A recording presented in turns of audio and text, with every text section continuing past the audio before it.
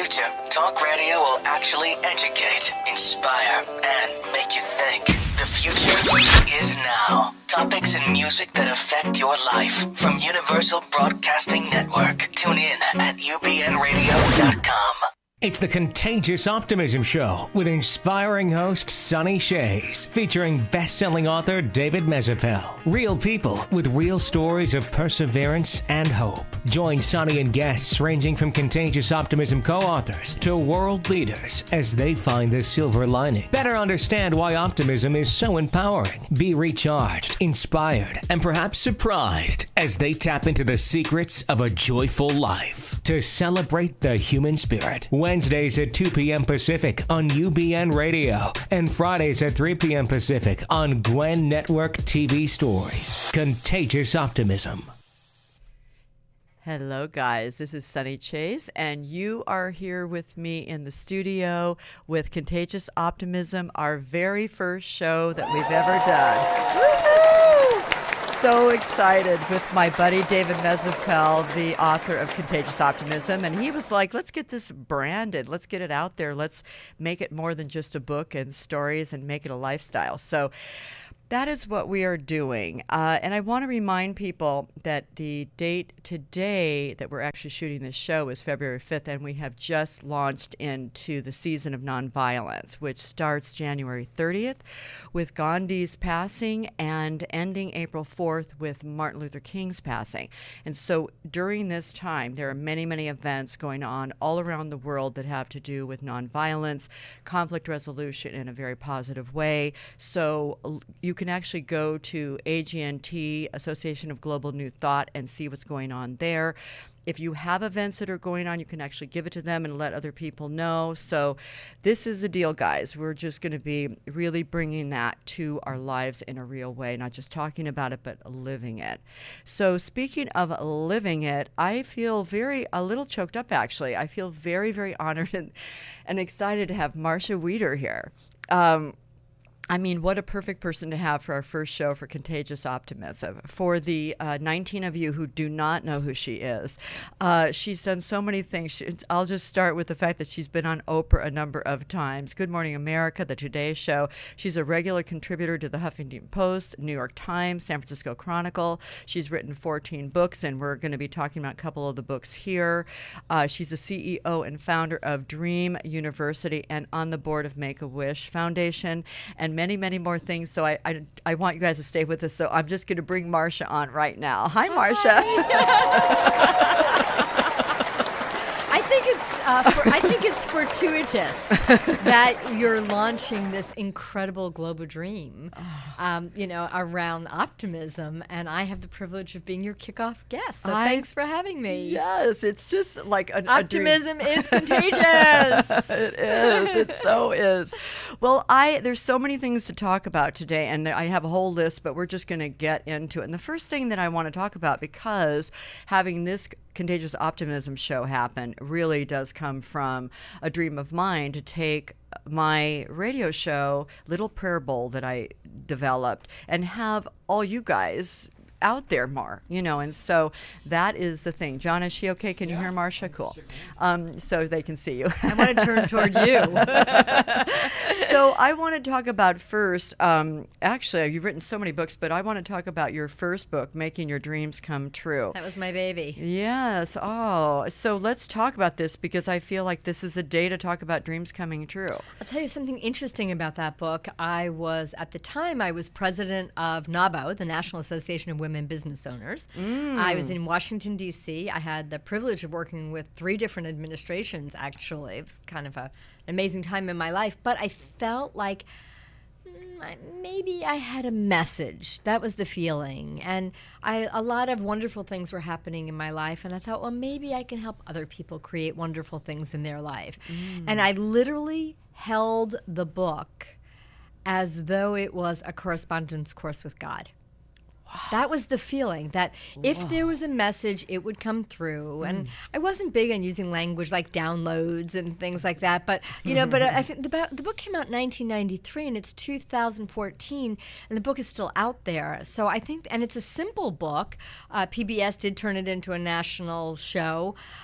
There's an interesting thing that happened with it. Originally, the formula, if I had to really just take it down to 3 simple points, was 4 points. Know who you are, what your purpose and calling is, and from inside there, where dreams come from is you make them up. So get clear about what you do and don't want, overcome the doubts and fears. And then the last step was allow the magic to happen. But a few years ago, well, now it's been quite some time, I was giving a keynote talk and I used the word Dharma in my talk. And I grew up with a handicapped sister. It'll probably come up later more in our conversation, a deaf sister. And because of that, I'm very mindful and conscientious that people understand what I'm saying. So I contextualize a lot. So I talked about Dharma as the unfolding of your life's purpose and so forth. After the talk, I was kind of mobbed, like not in a good way. Oh. I was accused of being demonic and the Antichrist.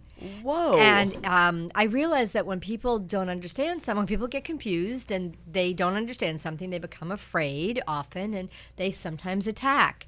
And that threw me into a dark night of the soul that lasted about 3 months. And here's what happened out of that. And it's so amazing to me to be able to be speaking about this publicly like this on your show. Thank you. What happened was I took the magic out. I changed the formula to get clear about what you want, overcome the fears and doubts, and design the strategies. And although strategies are really important, I was given a gift from God. And there was something magical, not like black magic about it, but magical, like extraordinary and uncertain and, and things you didn't know. And about 4 years ago, I started following my heart again, my own heart and soul, and really looking at, as blessed as I was, why was I feeling unfulfilled in my life? And the short answer is I had left the magic behind. So I reclaimed the magic and am speaking about it here and now and all over the world, that we were created to create. That's magical. Our God-given birthright is to create a life of joy, love, and abundance. That's pretty magical. Now, don't get me wrong. I teach at Stanford Business School. I work with McKinsey business partners. I get it about reality. That reality is an important part of the mix. You have to know where you are in order to design the strategy for where you want to go. But the question that I believe really ties in with conscious optimism, with reclaiming the magic, is what has being realistic cost you? Wow. While you were talking, I was writing down a couple things, which are that, first of all, Dharma, that is really something that's so important. John, am I on? Yes. Okay, sounds weird. It's echoing. Dharma, I mean, that is it's interesting because I consider this show my Dharma. Right. It is the expression of your heart and soul. We talked about entelechy before the show started. You're encoded to do this. Exactly. And I also, in our intro, I decided that there are all these, kind of things to let people know where the show is, when the show is, and I really wanted to put the word in and perhaps being surprised because in our little intro thing, because I feel like that is the magic. I mean, I hope when people hear this show with you and me today, they're not going to hear everything that they've heard on other shows or read in wherever they've read things about you. And that's kind of the magic. Right. And also, Sunny, I mean, it's so clear about, to me as a guest, how passionate, how committed, how in integrity with your heart and soul this is. So I walked into a space where there's this sacred container for healing and awakening and transformation. So our willingness to go anywhere gives other people permission also to really speak the truth from their hearts. Thank you so much. And I was looking in your book and I was thinking of David's book, Contagious Optimism, about real people. And you actually have real people, Lynn, real people, Brian, in this book. And I think that is, again, something that's so real. I think that's why Chicken Soup did so well, because it's really all of us connecting with other people. I think that's why American Idol does so well. It's like, oh my gosh, that was somebody who was milking a cow, and then now they're, getting their dream, and they're getting to sing with, whoever. And so we love that. We do. We love that. We love magic. Yeah. I think we love to be surprised, but we equally are control freaks. So we want to control and understand and have an answer to everything. But I think the path to the divine is the unknown. Mm-hmm. And the way to get on the path to the unknown is to get comfortable with uncertainty. So we live in really uncertain times. Now I can out my left eye I can say, oh, it's magical. Mm-hmm. It's unexpected. There's surprises, as you said. And then through the other part of me I can say, well, let's be realistic and certain and figure it out and know. Yeah. And so I think this ability to not know and to be comfortable with the unknown opens so many magical doors. It's true. And I one thing I wanted to talk with you about too is knowing the dream, knowing what you want. And for me, and I actually want to talk about 12 ways to be a 21st century visionary, because that's kind of, I think, what a lot of people are being able to step into now. I think sort of being spiritual or being at least conscious or being aware and stepping out of ourselves is becoming much more sort of mainstream. So hallelujah to that. Hallelujah to that. So for me, a dream, the way I define a dream is it's something that you want, something that matters to you. Mm-hmm. And where dreams come from is we make them up. Right. Some of them are based on need, like putting food on the table. Some of them are based on desire, like traveling the world or writing a best-selling book.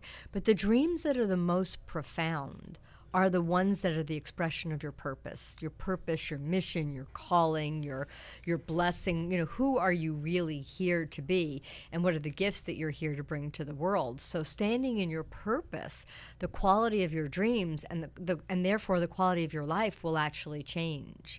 And a lot of people, they're like, well, I don't know what my purpose is. I mean, at one level, we share the purpose. Our purpose is to love and be loved. Right. But at a deeper level, the way that we were each wounded as a child made us uniquely, it seeded us, which is another definition of entelechy. It seeded us to become uniquely us. So when people say, well, I want to write a book about...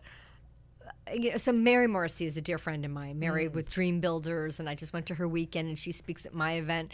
And and people said, why would you have Mary on your stage? She speaks about dreams. She's your competition. And I'm like, what are you talking about? Right. So first of all, we have completely different styles and stories. Second of all, nobody's my competition. And third, amen, girl. Nobody, because That's right. and I say that to everybody listening. Nobody has had the life that you've lived, the moments that you would celebrate, and the losses that you would grieve have made you uniquely you. And by the way, when we experience a loss and we don't grieve that, because grief is the appropriate response to loss, I think we cut off from part of ourselves. Mm-hmm. We cut off from our passion and our purpose.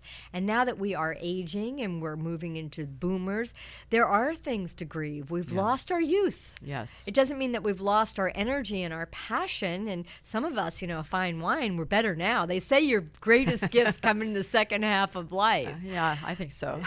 So for me, the question is, what are you doing with your life? And so the 12 ways to be a 21st century visionary. Oh, I love this. Well, everything that you're saying, thank you for all of that. And what I want to mention about that is when I was listening to the gift, by the way, that you guys can get on, just go to the website, Marcia's website, and it's a free gift that's well worth getting. So it's at DREAMUniversity.com. You can opt in for 12 ways to be a 21st century visionary. So cool. And one of the things that I loved that I want to talk about right now is no more. One of my favorite concepts.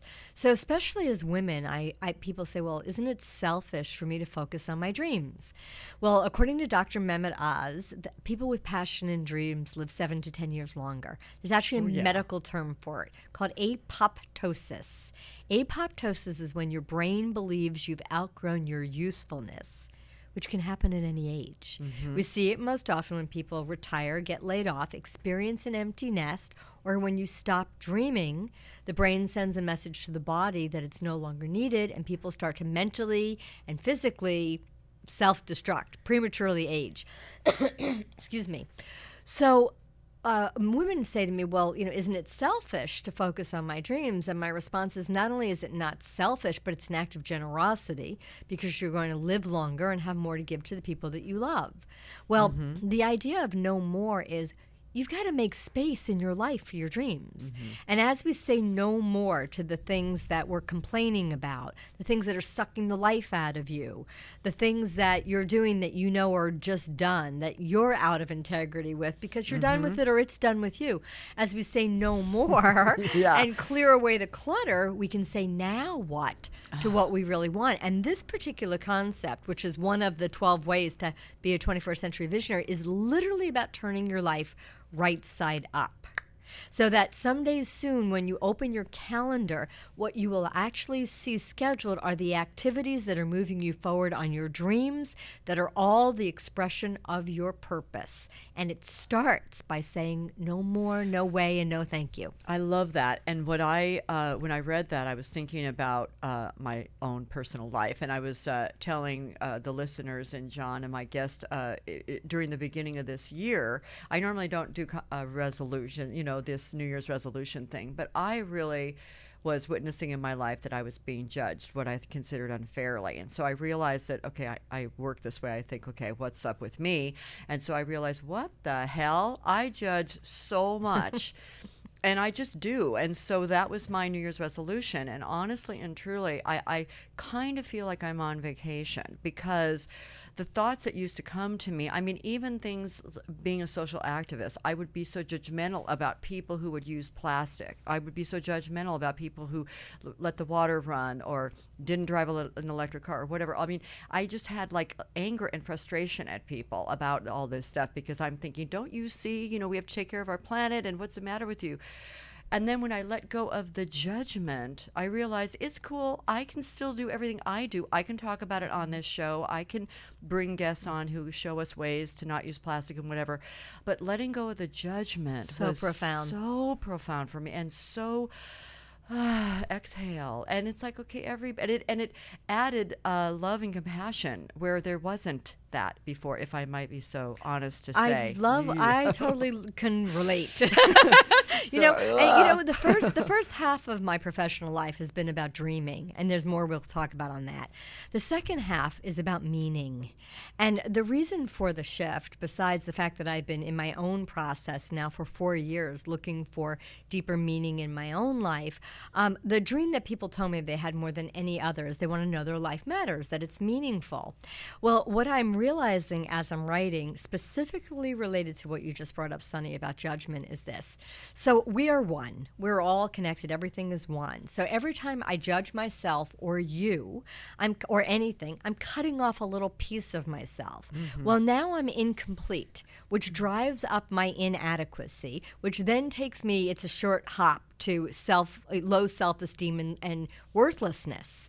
Well, from inside of the place where I am incomplete, nothing sticks. So I can go out and try to do something that's significant and meaningful, but there's a hole in the bucket, dear Liza. So I never get fed by it. Yes. And what I've discovered through my practice, and it's a daily practice for me as well, of non-judgment and being more accepting and compassionate and loving and forgiving. And I'm rolling my eyes because it's like I've been practicing it for 30 years. When will I get good at it? But what I notice is that when I'm not judging, I'm whole and I'm complete. And from inside that place, everything is meaningful, number one. And number two, I have so much extra to give. I have more time to give to volunteer. I have more money to donate, to be more philanthropic. I have extra. The moment I wake up and I judge myself, the whole thing just empties back out again. So I call this the practice of daily enlightenment. Every day, spend more time in the light, thinking good thoughts, being kind, doing the right thing. Less time in the shadow, being hijacked by my doubts and fears or other people's negativity. And then practice living a virtuous life. And the king of virtues is integrity. So integrity at a soul level is more time in the light, less time in the dark. So I feel like there's such a tie-in between this, the whole idea of contagious optimism and everyday enlightenment. Because for me, Optimism is a practice. And, so many of us, our default switch is we go to doubt and fear.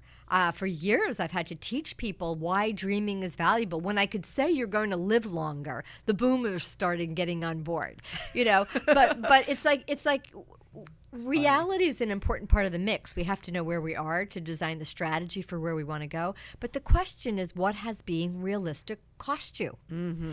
And if you're overly realistic, I promise you, it's costing you your heart's desire, your passion, your dreams, and years of beautiful quality time off your life.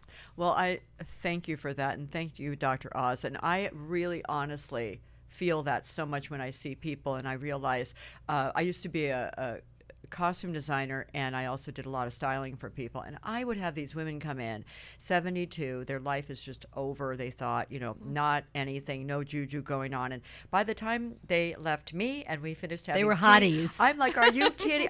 Totally. I mean, they were walking out the driveway, they're salsaing, they're like, moving it. It's like, there's no time for that to end. And talk to Latin people, they're dancing until they can't, and then till some. Right, till they check out. I mean, but you're such a bright light. So when you look at me and you say to me, you're a bright light, and through your, it's like I borrow your belief. Through you, I believe it. And so the gift that we have of really seeing the beauty in everyone and everything is such a transformational and healing process. I think it's so simple that a lot of us kind of poo-poo it, and we're like, oh, it doesn't really matter. It really matters. Well, it's like the idea of What the Bleep that came out 10 years ago, and Betsy Chassie, who's the director of that, will be on next week, and she's kind of at this place too where it's like, I mean, in some ways all of those concepts were very simple. It's like, just think of a car and you'll get it. But there are some things that come into play with it, and like even talking about contagious optimism, when I talk to David, it can sound kind of light and easy and sort of superficial actually. But again, when you speak to a Buddhist, life is very simple. We make it way more complicated than we need to. And I love the concept of the bucket thing, because I talk about that all the time. I'll look at friends of mine or people and I think, oh my gosh, they are so not filled up. I mean, it's literally like they have holes in their bucket. I use that expression too. And it's like, and then I realize, well, of course, if I see that, it's like, okay, where are the holes in my bucket? And then the irony, of course, is that emptying is a path to enlightenment as well. Our ability to let go and to empty and to become more receptive. In the Kabbalah, they talk about Gevurah, in the Tree of Life, as the ability to practice restraint. Mm-hmm. So maybe I don't have to say everything. I used to brag, if it's in my heart, it's out my mouth. Well, I've refined with age a little bit. It's like, does this really serve? Is this really contributing to the enlightenment of the planet? Is this really uplifting? I do know that if I walk down the street and my heart is open and my love light is turned on, I know that I'm contributing to making the world a better place. But I will tell you, next month I'm teaching spiritual concepts for McKinsey partners. So these are like the highest rated, smartest, most amazing consultants in the world. And we're all hungry for this. Yes. So what I wanted to say is the practical is important. I know that we all have a dreamer that says, yes, I can, and a doubter that says, no, I can't. Right. I know that if we turn the voice of the doubter down, we'll find the realist. The realist wants to know what's the plan, where are you going to get the time and the money. But I also know that if you go to being realistic too soon, you'll compromise your dreams down to what you think is realistically possible, or typically based on how much money you have in the checking account. Well, exactly. Two things I wanted to say regarding the, saying anything. There's an expression I love that Gandhi said, and I'm paraphrasing, but it's say only that which serves the other. So I love that, and I do my best to live by that and teach my kids that, because it's like, that's kind of, again, you can take a deep breath, exhale, and is that really necessary to say? The other thing about the realistic aspect of life. I had my son, he was visiting, my older son, he's 24, and he was down kind of visiting me, and some other family stuff was going on, and we were kind of going through some of his choices. And I said to him, if money was no object, what would you do? And that good dream coach question. Thank you. It's like, just because he was sort of like, well, this costs that much, and then the tolls and the gas and the this or that. It's like, exhale, because I get it. Hey, I mean, it's, I do realize we are on the planet. We're not on magic carpets quite yet. We're still doing what we do as human beings. And so sometimes taking a bit of that out and to sort of somehow allow us to get at our heart a little more is sometimes taking that particular aspect out of it. And I also talk about this in that handout. So if people can go to dreamuniversity.com, they can listen to a whole another hour on just those 12 principles. And this one that you're talking about is so important. And it's the idea of, where do we look for our self-worth and our value, and how we just give ourselves away. I think it's sad. There was a particular point I wanted to make, though, that you were talking about with your son. Oh, I know. This is one of my key points. In order to master manifestation, you must master the skill of enrollment. Your ability to share your vision, your products, your services, your cause in a way that inspires other people to join you is the strategy that can eradicate not enough money. So when you can share it in a way that inspires other people, so like share it like a visionary with clarity so people get it, with passion so people get excited about it, invite people to join you, that's the enrollment part, build rapport, show people the value of joining you, make it easy for them to say yes, and chances are they will. And what I know is that if you haven't dealt with your own inner conversation around value and self-worth, it's come up a few times in our conversation here, you won't feel confident enough to ask anybody else for help. Perfect. What I told my son, who is 24, and he's right at that kind of place, I said, what you have that a lot of people don't have, and you don't really get that it's such a gift, is that you're doing something you absolutely love to do. And I believe that it's not about chasing the money, it's about being in the passion, and you have that. Lucky you. Goodness, there's so many kids and of all ages, all of us of all ages, who don't know what we haven't tapped into what our passion is, or 2 or 3 or 5, and you've got that. And so when you do what you do it super well, and people do want to play with you, and people see you do it excellently. He must have lit up. Oh yeah. And then I'm like, well, and then what's happening in the last while is people have written articles about him and this or that, and he's still paying his, it's a passion that he's paying for. He's not necessarily getting money for it yet, right? But he's getting sponsors who give him things. It's kind of the new world. And he's getting validation and encouragement that that his dream is a good idea and people are taking him seriously. Well, and also I said, what? I know you lived in the world and you have parents and grandparents who a lot of it has been about the money and the house and the cars and the whatever. But that's all shifting up, and people are doing all different things now because we're kind of being forced to. And in some ways, it's forcing us to be more in community. And what he's doing he does drifting, which is a Japanese alternative mountain sport, car sport that is now worldwide. And he has this whole community of people, and they work together because it's easier to financially and all these ways. I said, that is what people do in the tribes of Africa. That is what is really the heart of humanity. We're not meant to be going it alone. We're not meant to be driving around by ourselves and living by ourselves and eating by ourselves and playing by ourselves. No. We're meant to be playing together. Well, this is what I'm discovering about meaning as well, that meaning comes primarily from 2 places. One is doing what matters to you, what you're passionate about, what truly matters to you. And secondly, belonging. So when we can put those 2 things together, I have a conference coming up called Bridging Money and Meaning, because I meet a lot of people that have meaning, but they don't know how to monetize it. Or people that have money and they're looking for greater meaning, although there's less of those. Though, but the whole idea is that if we can come together for 4 days, people can get information, go to wealthyvisionary.com. Yes, and it's April, it's April 3rd through the 6th at the Ritz-Carlton in Marina Del Rey. Don't worry, we got a great rate at the Ritz, but if you're local especially, 4 days of being in a room full of visionaries, connecting deeply to what really matters to them individually, and then really weaving the tapestry together to find, through structured networking, specific resources that can help you make the dream bigger, have greater impact, and monetize it. We need to make money. Yeah. We need resources in order to achieve and accomplish the kind of transformation that the planet needs. And it's possible. There's a lot of of money around. Yes, there's the idea that the economy, blah, blah, blah. It's like, okay, let's quiet down about that. And Please don't look in your checkbook for evidence of whether or not your dream is a good idea. Look in your heart. If there's something that matters to you, something that's meaningful to you. And, here's one of my favorite dream coach questions. What is the dream you must accomplish in order to die happy and fulfilled? Yes. Like, what is your life really about? And I promise you, it has something to do with how you were wounded. It's kind of like been to hell, lived to tell about it, transmuted it into love, must be here to teach about it. I like that. I just made it up. Okay, well, that's why you do what you do. Here we are live at UBN and Glenn.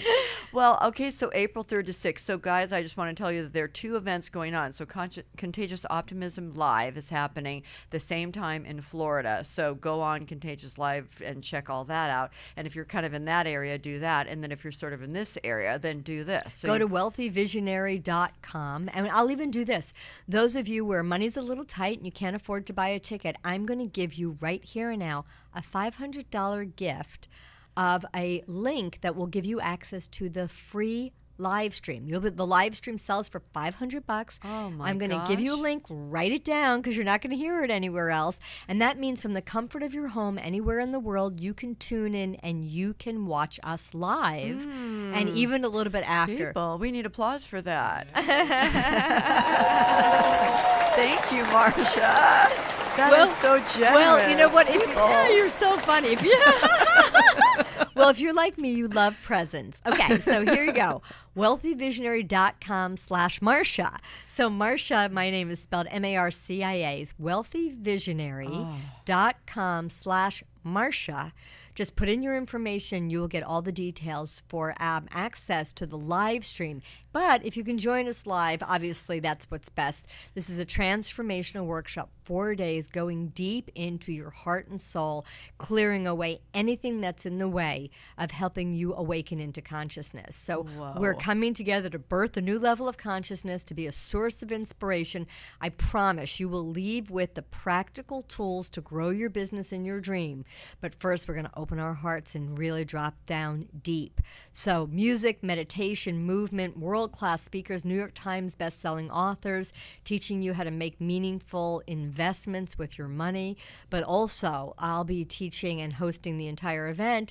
I'll be teaching you how to heal that hole in the bucket.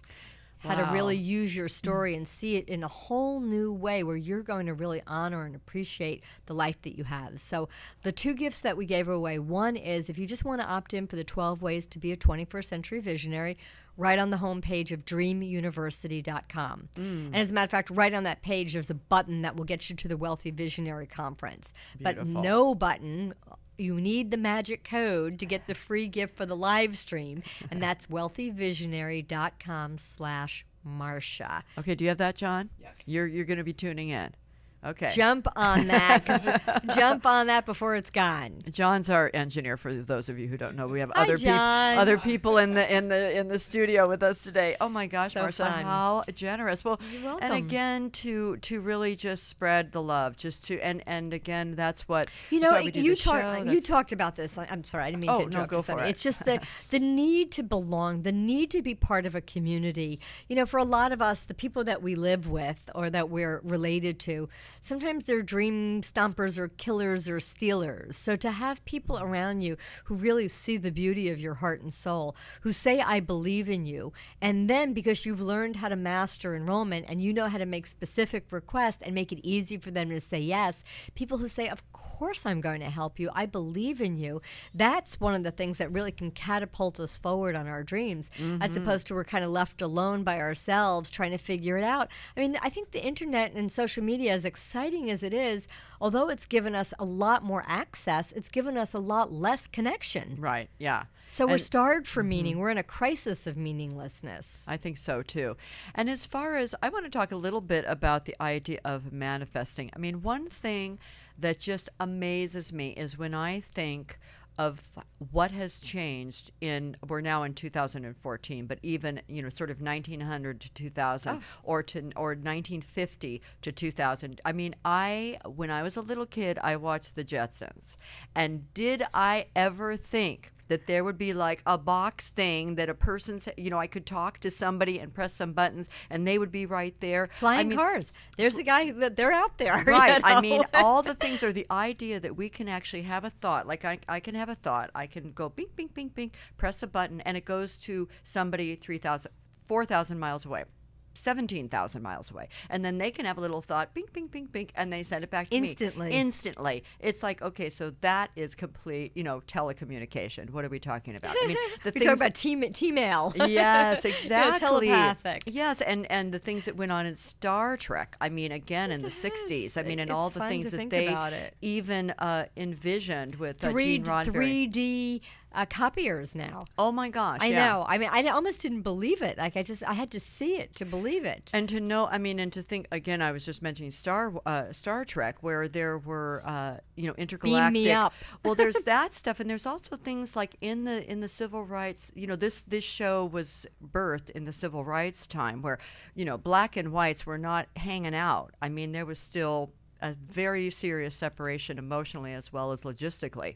And what Gene Roddenberry was doing was putting African Americans with Asians, and having a woman in a pretty high military position. Nicole Nichols was fourth lieutenant, black woman on a high board. That's visionary. Am I right? That's visionary. He saw, and he did it in a way that we could see it too. In other words, he made the pictures like the Jetsons. It's like the vision is there. Or of course, you think of even Leonardo da Vinci in 1400s and 1500s. The ultimate dreamers, right? And so I think that is where I want to take a deep breath and read more of your books and all that, because there's certain things that I can visualize, like growing this show, or certain things with health or whatever that I'm pretty clear about, or like I really just debunk the whole aging myth. Like I've been about that for a while. I mean, don't I look good? I'm actually 97.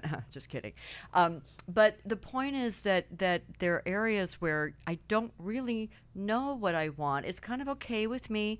I feel like I'm up leveling a little bit, because I feel like my dream, like you were saying, part of the reality needs to be in connection. So there's a little up leveling energetically that I want to do to then create that dream.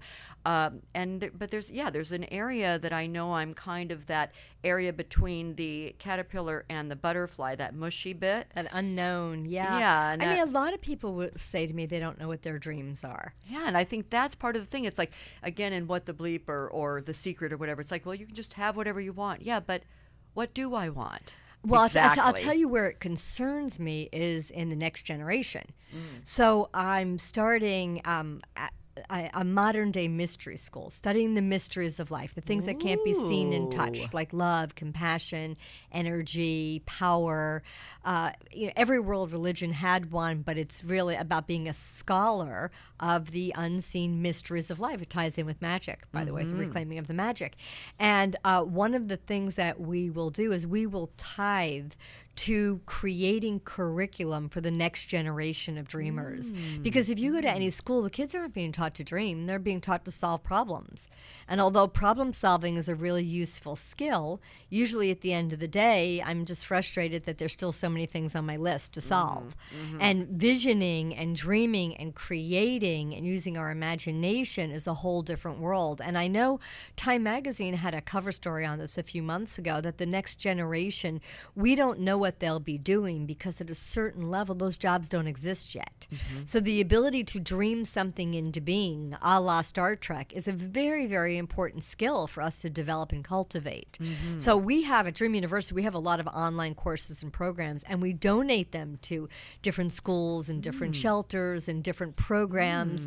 But in school there's no time in the curriculum, because there's so much, you have all your after school activities. I was going to say intramurals, it sounded very old, but all your extracurricular activities, and the teachers are spread so thin, there's just not really time. And obviously the money that the teachers are being paid is commensurate with the grades that the kids are getting, so they have to just focus on math and science and and somewhat on English. I think that's pretty much it for your SATs. But what about creativity? What about our strength? What about our power? What about doing the right thing? Where are the ethics and the morals?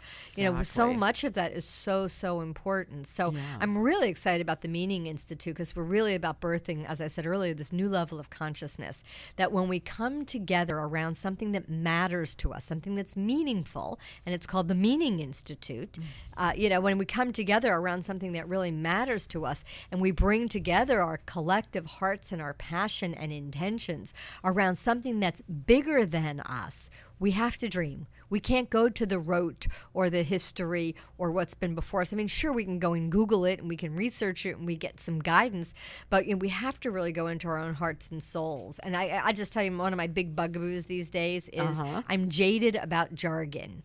Oh my gosh, me too. I was just going to say, while you were doing that, I wrote down the word "no problem." But I also wanted to say about, you were saying about just this visionary way for new people, and it is a new frontier. We are definitely stepping into, like they said in Star Trek. It's like Star Trek. We are in the new frontier. Many of us, I mean, even what we may do. And I love the idea that so many people I know, and I try to encourage people, it's like people, even if you're 50, what next? Right. Like I was saying about Betsy, they're doing the new movie. We all know so well what the bleep, what a, just earth-changing movie that was. Well, they're now doing the movie What the Bleep. Now what? Don't you love that? It's like, I totally now love what? it. I'm going to, please go ahead. I was just going to say about jargon. Yeah. Oh my God. When I'm chatting with people like AT&T or whatever, and I say, oh, well, and then they'll say, oh, it was great working with you or whatever. And I say, oh, thank you. And they say, no problem. And I want to say to them, like, no problem? Like, whoever said anything about a problem? Why are you not saying, you're welcome, my pleasure, whatever. But when people say that, I just want to take them and say, can we just rewind that? And well, we thought leaders are really, really, we're proponents of this. I mean, we all start, and as much as I love purpose and passion, and I was not even the groundbreaker on it, but I wrote about it 30 years ago. And is it still a hot concept? Yes. But could we find a new way to talk about it? Please. Yes. And yes, purpose is important. And being passionate is important too. But using your passion to find your purpose, I think it's one of the subtitles of my book, right? Finding your purpose through. Yes. Finding your purpose and passion in life. But this is 20 years ago, So I think there's a new time and a new era and a new opportunity, and that we can really go deeper into our hearts and souls and find a fresh, creative way to express it.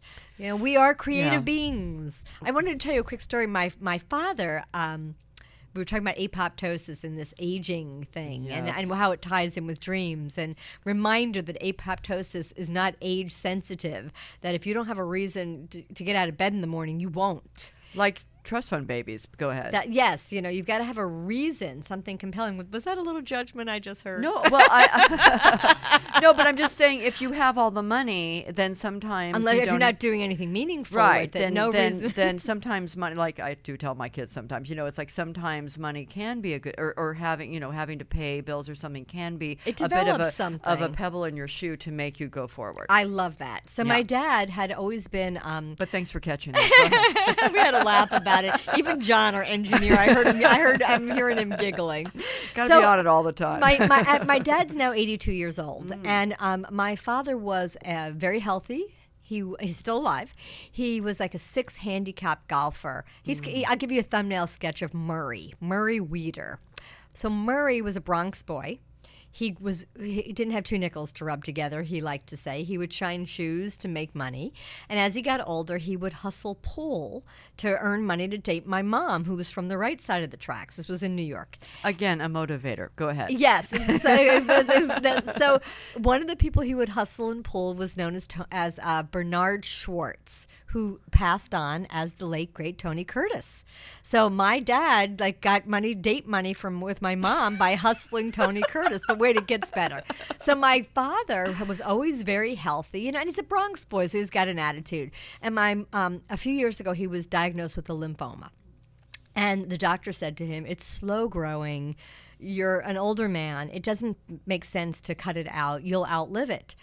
But somebody planted the seed in my father's brain that he was dying. Ooh. And what happened? Murray put on a bathrobe and slippers and started to shuffle. I lost my father. Mm-hmm. So my mom calls me and she says, you better get your butt down to Florida. I'm like, why? What's going on? She said, your father's gotten old, like overnight. So I fly down. I'm like, Dad, what's the story? Leave me alone, that kind of thing. And I said, Dad, you need a new dream. And he looked at me, I'm too old for dreams. And I said, I know a dream that you said was your lifelong dream, and I will make that dream come true under a couple of circumstances. He's like, what are you talking about? I said, your dream of going on an African safari. I said, I will take you. I said, but there's a caveat. Number one, you have to get in shape because you have to be healthy. We're going to bounce around in a Jeep all day. And secondly, I'll take you on this trip, but you're not allowed to complain. I said, you get one free get out of jail card. If you complain again, you're paying for your trip. And if you complain a third time, you're paying for mine. And his response was, over my dead body, kind of thing. I said, well, that's what we're trying to avoid. Oh, my gosh. He kind of was like, well, what's the catch? He had that energy. So he went and he got healthy. He got in shape. He started working out. He started walking in the pool, started swimming in the pool, built up his strength. I took him on this trip. My dad, remember, tough New York Bronx guy, at one point he kind of looked over at me and gave me a thumbs up. And I knew that, he was looking at a black rhino, one of the last 7 remaining in the world.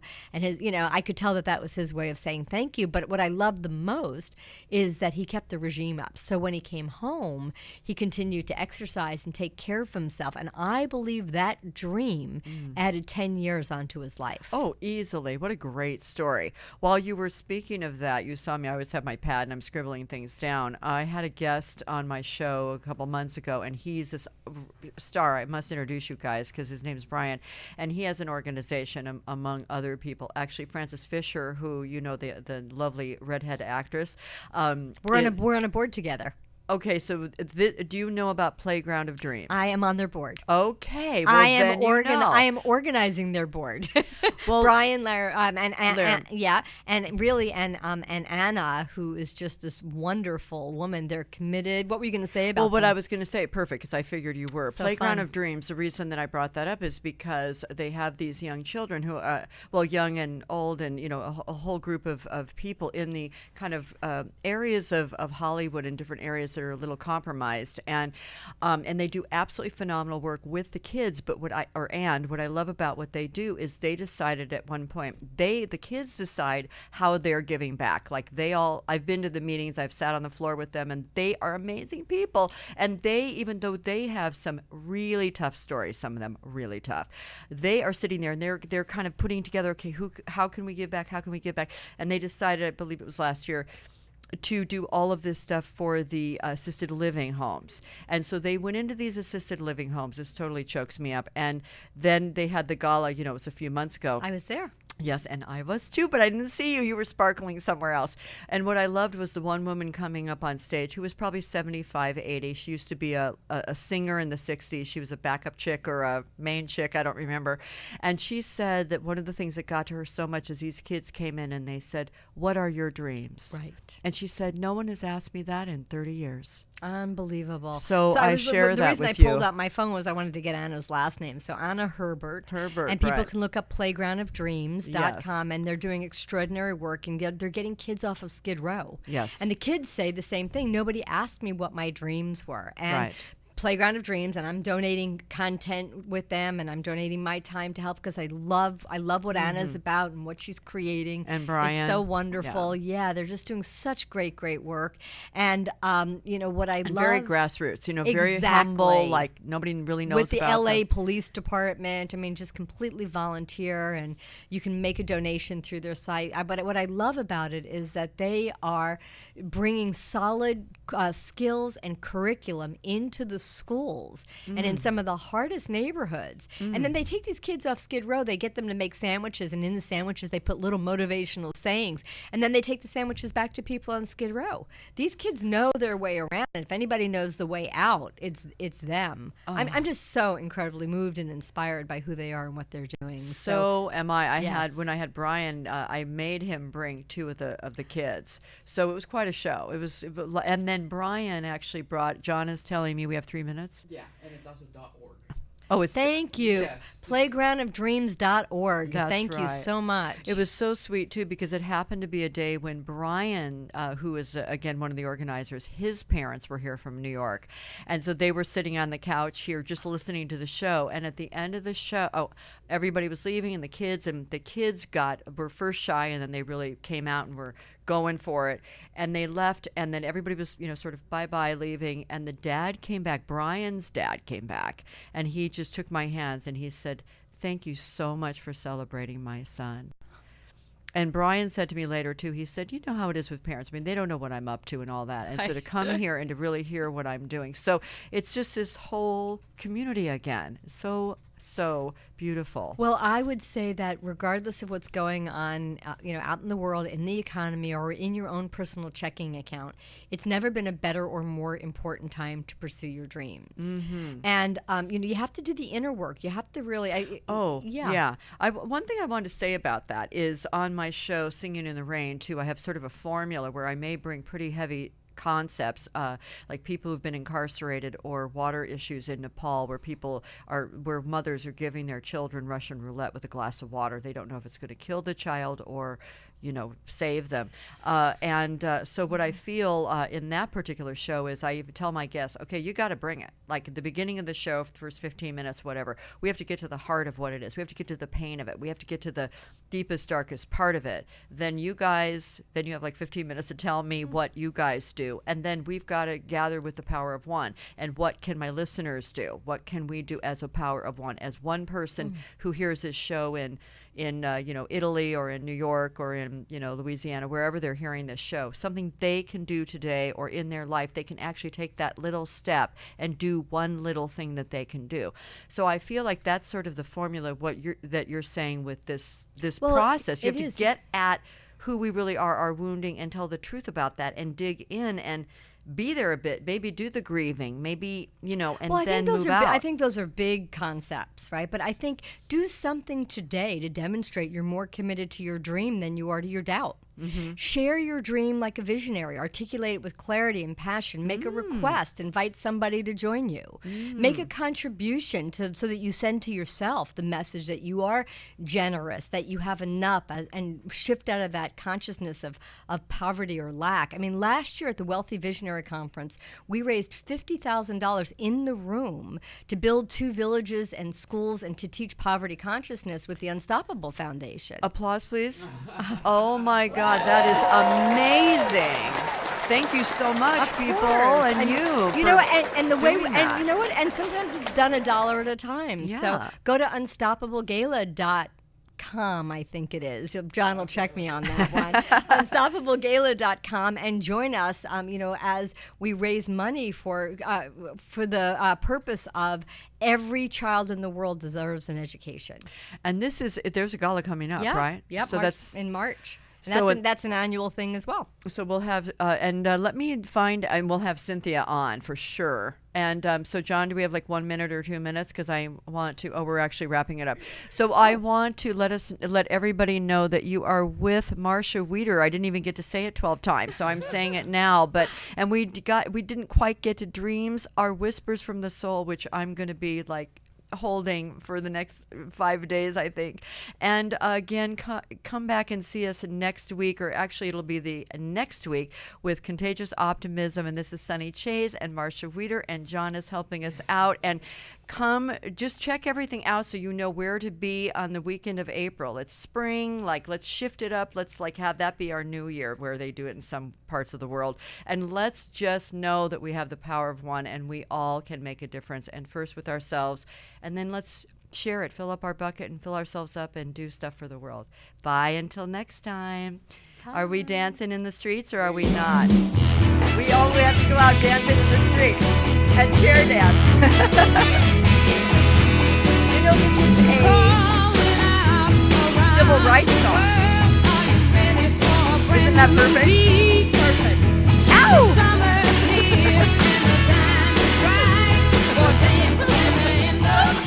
Bye-bye, people.